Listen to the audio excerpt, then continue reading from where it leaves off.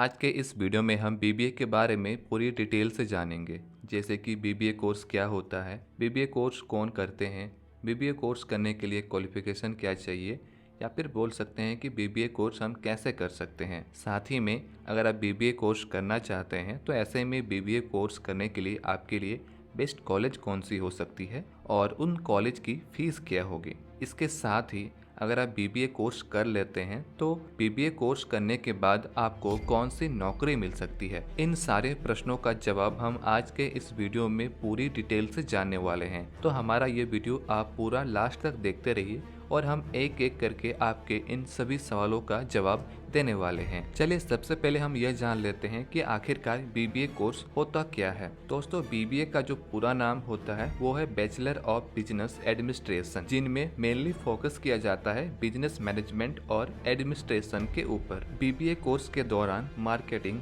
Finance, human resource, operation, इस तरह के टॉपिक को कवर किया जाता है। बीबीए कोर्स का मुख्य उद्देश्य होता है बिजनेस को समझना, जैसे कि अंडरस्टैंडिंग ऑफ बिजनेस प्रिंसिपल, यानी कि उन्हें प्रिपेयर किया जाता है बिजनेस को संभालने के लिए, और इसके लिए उन्हें अलग अलग प्रकार की बिजनेस से जुड़ी जानकारी कोर्स के दौरान दी जाती है। अब हम जाते हैं अपना अगला सवाल की ओर, और वो सवाल ये है कि आखिरकार बीबीए कोर्स कौन करते हैं, किस तरह के विद्यार्थी को बीबीए कोर्स करना चाहिए। दोस्तों, अगर आप एक ऐसे विद्यार्थी हैं जिन्हें बिजनेस में बहुत ज़्यादा रुचि है, जैसे कि बिजनेस एडमिनिस्ट्रेशन, मैनेजमेंट, इस तरह की चीज़ों में अगर आपकी रुचि है तो आप बेशक इस कोर्स को कर सकते हैं। इस कोर्स को करने के बाद आप कोई भी बिजनेस को संभालने के लिए कैपेबल हो जाएंगे। और आज के समय में जैसा कि आप जानते हैं कि यह स्टार्टअप का समय है, ऐसे में बहुत से अलग अलग नई नई कंपनी हर रोज़ बनती रहती है।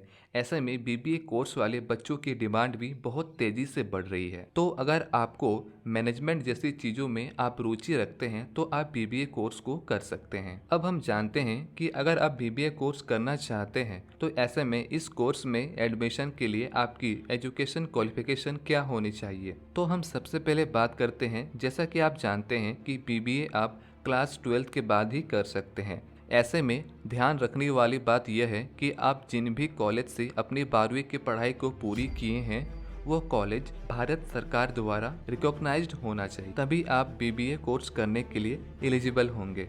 अब हम जानते हैं मिनिमम मार्क्स के बारे में। अगर मैं मिनिमम मार्क्स की बात करूं तो 12वीं में आपके मार्क्स मिनिमम 50% होने चाहिए। दोस्तों, मैं आपको यह बता दूं कि कुछ कॉलेज में जहां आप बीबीए करना चाहते हैं वह आपसे मिनिमम 60% मार्क्स का भी उम्मीद कर सकते हैं, यानी कि 12वीं में मिनिमम 60% मार्क्स आपके होने चाहिए, तभी आप बीबीए के उस कॉलेज में अपना एडमिशन करा सकते हैं। अब हम एज लिमिट के बारे में जानते हैं कि कितनी उम्र के बच्चे बीबीए कर सकते हैं।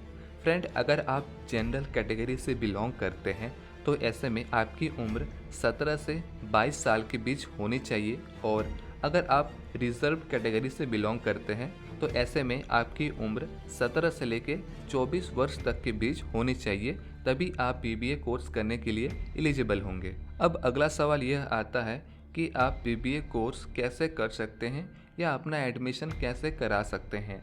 तो इसकी जानकारी मैं आपको दे देता हूँ। बीबीए कॉलेज में एडमिशन लेने के लिए आपके पास दो विकल्प होते हैं। आप चाहें तो उनमें डायरेक्ट एडमिशन ले सकते हैं, और दूसरा ऑप्शन यह है कि आप एंट्रेंस एग्ज़ाम पास करके बीबीए कॉलेज में अपना एडमिशन ले सकते हैं।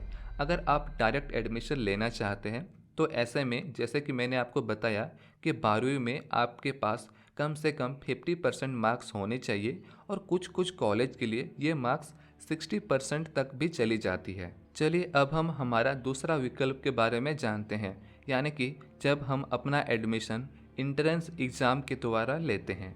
ऐसे में आपके पास जो इंट्रेंस एग्ज़ाम है वह कुछ इस प्रकार है, जैसे कि पहला है CUET, दूसरा है IPMAT, उसके बाद है IPU, उसके बाद है NPAT।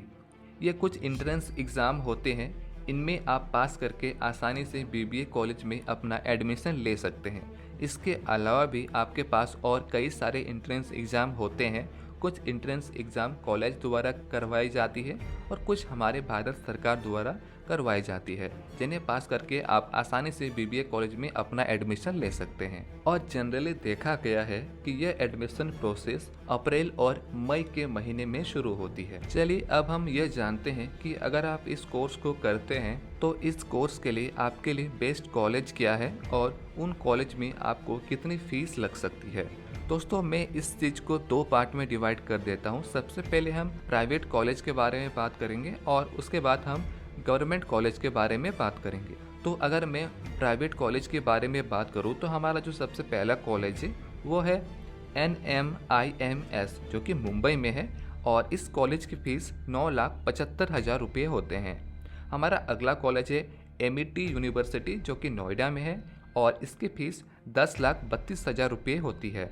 हमारा अगला कॉलेज है KSOM, जो कि भुवनेश्वर में है और इसकी फ़ीस 9,15,000 रुपये है। हमारा अगला कॉलेज है IFHE, जो कि हैदराबाद में है और इसकी फ़ीस 8,24,000 रुपये है। हमारा अगला कॉलेज है LPU, जो कि जालंधर में है और इसकी फ़ीस 5,76,000 रुपये है। इसके साथ ही मैं आपको कुछ और कॉलेज के नाम बताऊं तो जैसे है निरमा यूनिवर्सिटी, जो कि हैदराबाद में है और इसकी फ़ीस 9,40,000 रुपये है। तो ये रही हमारे कुछ प्राइवेट कॉलेज। अब हम जानते हैं हमारे कुछ गवर्नमेंट कॉलेज के बारे में और वहाँ आपको कितनी फ़ीस लग सकती है। हमारा पहला कॉलेज है IIM इंदौर, जिसकी फ़ीस 17 लाख रुपये तक जाती है। हमारा अगला कॉलेज है IIM रांची, जिसकी फ़ीस 15,83,000 रुपये तक जा सकती है। हमारा अगला कॉलेज है IIM रोहतक, जिसकी फ़ीस 16,50,000 रुपये तक जा सकती है। हमारा अगला कॉलेज है JMI न्यू दिल्ली, जिसकी फ़ीस 1 लाख रुपये तक की हो सकती है। हमारा अगला कॉलेज है IIM गया, जिसकी फ़ीस 28,50,000 रुपये तक हो सकती है। तो जैसा कि आप देख रहे हैं कि कुछ कुछ कॉलेज में इसकी फ़ीस बहुत ज़्यादा है और कुछ कुछ कॉलेज में इसकी फ़ीस कम है। तो आप अपनी ज़रूरत और अपनी फाइनेंशियल कंडीशन के अनुसार अपने लिए बेस्ट कॉलेज का चुनाव कर सकते हैं। साथ ही में कुछ एंट्रेंस एग्ज़ाम ऐसे भी होते हैं जिन्हें पास करने के बाद आपकी फ़ीस लगभग ना के बराबर हो जाती है। ये तो रही BBA करने के लिए बेस्ट कॉलेज की लिस्ट और उसकी फ़ीस।